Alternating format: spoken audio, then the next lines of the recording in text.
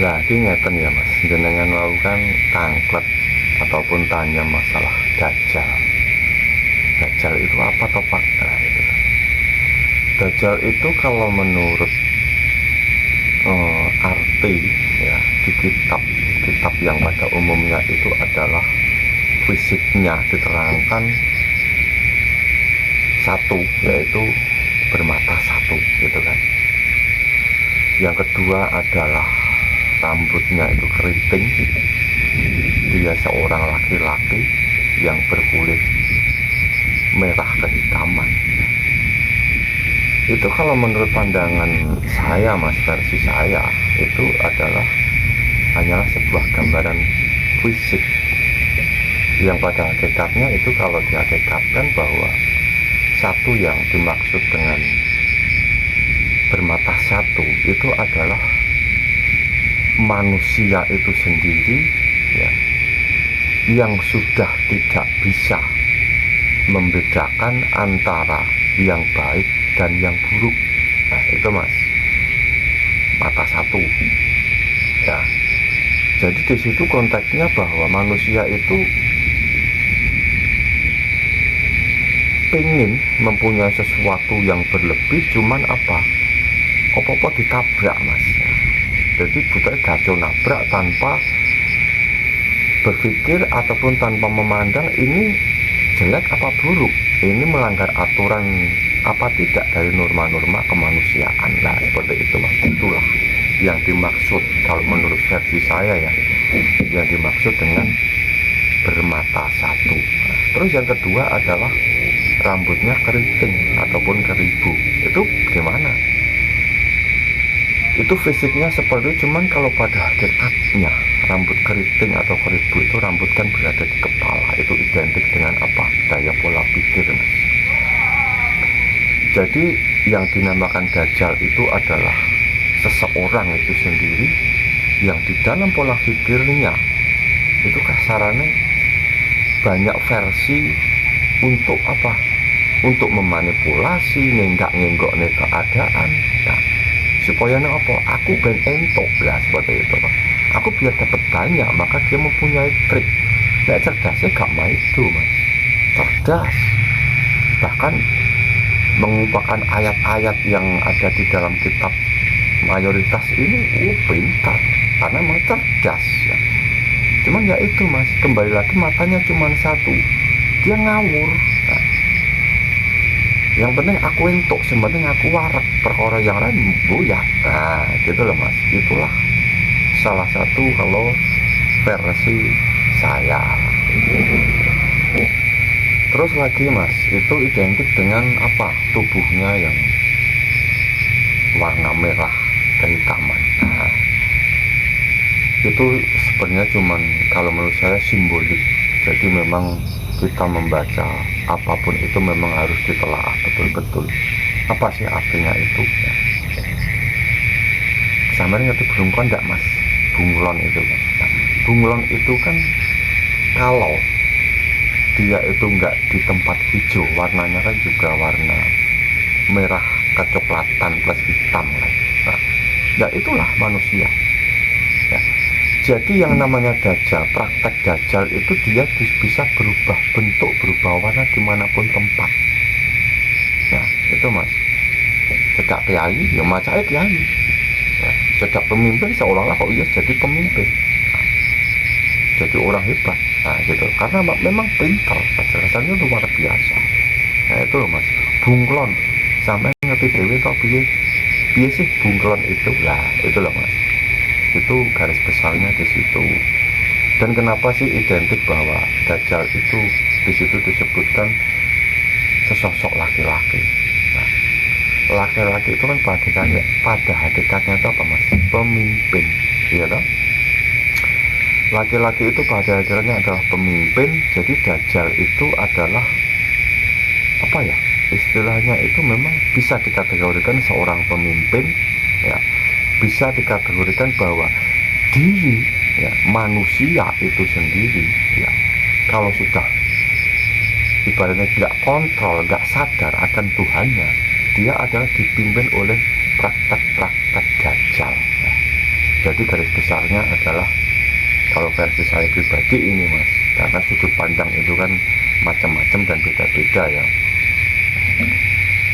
Jadi yang namanya Dajjal itu adalah suatu praktek ya, praktek tindakan yang didasari dari seseorang memakai praktek-praktek yang saya sebutkan. Itulah Dajjal. Itu kalau menurut versi saya. Cuman saya nggak tahu, sebelumnya saya juga minta maaf kalau misalkan apa yang saya sampaikan ini mungkin nggak cocok dengan sudut pandang dengan yang lainnya. Toh ini bisa dikatakan adalah hanya suatu sudut pandang. Barangkali monggo siapa yang mau ibaratnya urun rembuk, oh banyak ini silahkan, itu bebas itu Mas. Nah terus ada lagi Mas, ada lagi bahwa ayat yang mengatakan bahwa suatu saat nanti Dajjal itu yang bisa membunuh adalah seorang nabi, yaitu Nabi Isa. Nah itu gimana? Nah itu Mas, jadi begini ya Mas, semua yang tertera di kalimat ataupun di ayat-ayat itu adalah sebuah simbolik belaka, sebuah ibaratnya itu apa ya, sebuah kalimat yang memang harus ditelaah dalam-dalam. Jadi siapa sih nabi itu, siapa sih Dajjal itu, siapa sih malaikat itu, dan siapa sih sebenarnya setan, jin, iblis dan lain sebagainya. Itu semua adalah ada di diri manusia itu sendiri. Kalau menurut saya seperti itu Mas. Jadi sinorone jagat lahir batin yang ada di alam liar ini sudah dirangkum, itu sudah ada di diri manusia itu. Makanya manusia itu berbagai sifat pun adalah komplit ya, ada sifat malaikat, sifat setan, bahkan Dajjal pun ada di diri manusia, tergantung dari praktek-prakteknya. Kalau masalah Dajjal itu identik dengan fitnah, banyak fitnah ditebar kemana-mana, ya mungkin zaman sekarang sudah zamannya zaman Dajjal Mas, ya toh ya. Oh ini salah ya, cuman karena takut aku ngonek gak uman, akhirnya apa diterak. Nah itu contohnya seperti itu Mas. Itu berlaku dimanapun tempat ya, dimanapun tempat berlakunya seperti itu ya. Makanya ada unen-unen Mas, nek gak ngarani apa ya, pokoknya nek jujur malah ajur. Zaman seperti ini, inilah zaman Dajjal. Apakah Dajjal nanti akan berbondong-bondong begitu dengan mata sel? Oh enggak, Dajjal itu konteksnya adalah salah satu bentuk sifat yang ada di diri manusia. Nah, itu Mas. Terus Nabi Isa nanti datang akan membunuh Dajjal, akan mengalahkan Dajjal, itu gimana? Ya sifat tadi, sifat dari manusia, sifat dari manusia yang membawa sifat-sifat kenabiannya ya. Ya itu Mas. Jadi mungkin di dalam kitab itu banyak sekali tertera bahwa nanti Nabi Isa akan muncul kembali di muka bumi ini untuk menghidupkan orang-orang yang mati, untuk membunuh Dajjal, mengalahkan Dajjal. Itu adalah memang benar adanya, cuman itu hanyalah sebuah simbolik. Nah, siapa Isa itu? Ya diri manusia itu sendiri. Siapa Dajjal? Ya diri manusia itu sendiri Mas. Nah, yang membedakan adalah bahwa Isa itu adalah seseorang yang mau mengontrol dirinya ya, yang mau memakai kesadaran terhadap Tuhannya, mau melangkah pun ingat akan Tuhannya ya, ingat akan aturan-aturan Tuhan. Cuman kalau Dajjal itu apa?